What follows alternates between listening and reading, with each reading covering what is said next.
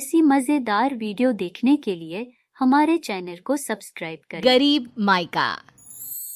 मोहिनी के 3 बेटे थे।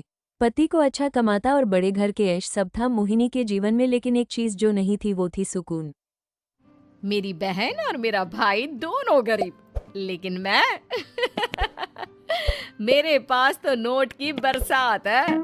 तभी मोहिनी की बहन वीना उसके दरवाजे आ जाती है। अरे मोहिनी कैसी है?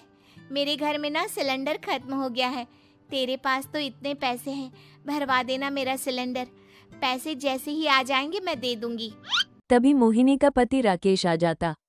क्या है बिना, ये अपने घर की परेशानी हम लोगों के घर ना गाया करो। तुम्हारी बहन को तुम लोगों पर तरस आ जाता है और वो पैसे देने लग जाती है। मुझे ये बिल्कुल पसंद नहीं है। ओ जीजा जी, नहीं, मैं तो वो बस अच्छा मैं चलती हूँ। बिना वहां से चली जाती है।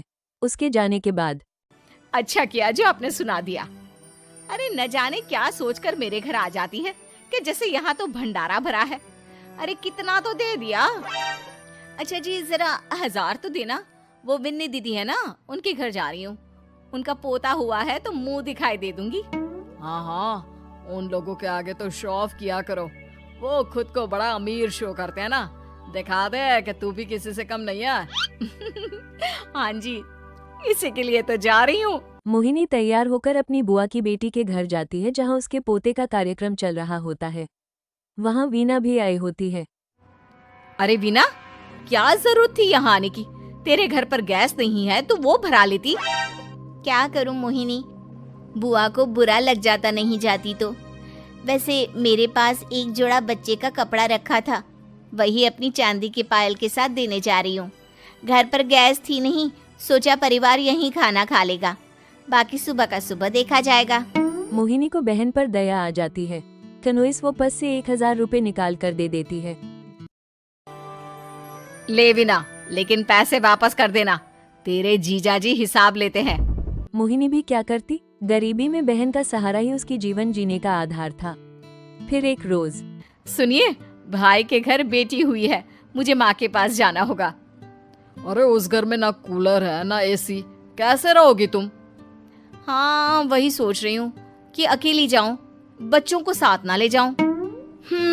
चले जाओ, लेकिन ये जो तुम अपने गरीब परिवार से मिलने चली जाती हो ना, मुझे बिल्कुल अच्छा नहीं लगता। पता नहीं मैं भी कैसे मैनेज करती हूँ, लेकिन क्या करूँ। मोहिनी भाई भाभी के घर आती है। मोहिनी कैसे आना हुआ? तू यहाँ हम लोगों के घर रह लेगी या फिर किसी होटल में रहेगी? क्या हो गया है माँ, मोहिनी को क्यों ऐसे बोल रहे हैं आप? अरे तू नहीं जानती अपनी ननद को, पैसे वाली है ना, तो ऐड कुछ ज्यादा ही है। मोहिनी को माँ की बात का बुरा नहीं लगता है, क्योंकि उसे पता ही नहीं चलता कि माँ उसे जली कटी सुना रही है। वो भाभी की बच्ची के साथ लेन देन करती है और वहाँ से चली जाती है उसके जाने के बाद। माँ, क्यों आप मोहिनी को इतनी सारी बातें सुनाती हो? भाई का बेटा बोल पड़ता है। माँ, क्योंकि दादी जानती है कि बुआ के अंदर घमंड है। सही बोल रहा है मोहन। बहू भले तुझे ना दिखता हो, लेकिन मुझे और मोहन को दिखता है कि वो कितनी घमंडी है।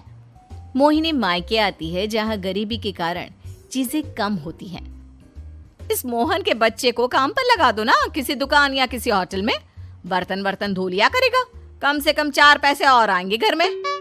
देख मोहिनी, माना तेरे पास पैसा है, लेकिन तेरे भाई के दिन इतने भी बुरे नहीं चल रहे कि वो अपने बच्चे की पढ़ाई रुकवा कर उससे बर्तन धुलवाए। मोहन माँ की ओर देखता है, जैसे आंखों से बोल रहा हो, देख लिया बुआ का हाल। हाँ मोहिनी, बात तो सही है, लेकिन अभी मोहन को पढ़ना है। आखिर तुम भी तो अपने दोनों बेटों को पढ़ा रही हो ना। मेरे बेटों से कैसे कंपेयर कर सकती हैं आप? अरे वो तो कलेक्टर बनेंगे। हाँ, कल को वो मोहन को नौकरी में रख लेंगे, क्यों? मोहिनी कुछ दिन और रहकर चली जाती है। धीरे धीरे दिन बीतता है, मोहन बड़ा होता है और कड़ी मेहनत से सफल भी हो जाता है। मोहिनी, माँ के जाने के बाद तो तुमने भाई भाभी के घर जाना छोड़ ही दिया, क्यों? वो क्या है ना, उन लोगों का घर छोटा है, मेरे बच्चे जाना ही नहीं चाहते, पर तुझे क्यों अचानक मायके की बात याद आ गई? यार मेरा तो मायका है, भाई भाभी है, मेरा तो आना जाना लगा ही रहता है। हाँ, क्योंकि तुझे आदत है ना ऐसे छोटे से घर में और कम पैसे में रहने की। वैसे क्या खबर है आजकल मायके की अपने? अब वो घर छोटा और कम पैसे का नहीं रहा, क्योंकि मोहन तो बहुत बड़ा आदमी बन गया है। फिर क्या? मोहिनी भाभी को फोन करती है। मोहन किसी बड़ी कंपनी का मैनेजर हो गया है क्या भाभी? क्या ये सच है? हाँ मोहिनी दीदी, अब तो हम लोगों के गरीबी के दिन कट गए। आपके भाई ने कोई अच्छे कर्म किए होंगे जो हम लोगों का बेटा इतना अच्छा कमा रहा है। देख लो भाभी, पहले भी आपने कई गलतियां की थी, आप थोड़ा संभल कर चलना। भाभी को मोहिनी की बात समझ में नहीं आती कि वो क्या कहना चाहती है। फिर एक दिन वीना मोहिनी से कहती है, मोहिनी, हमारा भतीजा मोहन अच्छा कमा रहा है, क्यों ना मैं अपने बेटे की नौकरी के लिए उससे बात करूं। अरे बुआ का बेटा है, ये सोचकर मदद तो करेगा ना। हाँ हाँ, क्यों नहीं करेगा, उसके बुरे दिन में तो हम भी खड़े थे। मोहन को वीना फोन करती है और अपने बेटे की मदद करने की बात करती है। हाँ हाँ बुआ, क्यों नहीं, आप सिद्धार्थ को भेज दें, मैं अपनी ही कंपनी में उसकी नौकरी करवा देता हूँ। दिन बीतते हैं, अब वीना के हालात भी अच्छे हो जाते हैं। क्या बात है वीना, तूने भी कार ले ली, वो भी इतनी अच्छी?